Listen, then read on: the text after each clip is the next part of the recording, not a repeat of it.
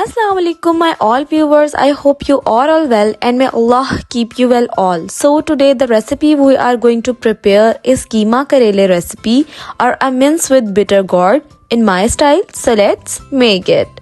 First take a frying pan and then add ghee or a clarified butter in it. Melt well and heat it up. Then add bitter gourd and fry well till they turn golden brown.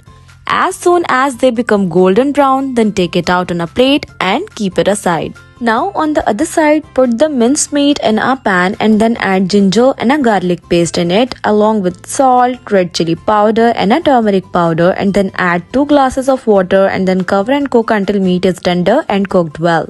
Then add onions to it and add oil and mix it well so that all the water of the onions dries up. After the water of the onions dries up, then add tomatoes, green chilies and a ginger and mix well, and also add fried bitter gourd. And then cover and cook on a low flame for about 10 minutes so that or until the tomatoes and the chilies soften and the oil comes out.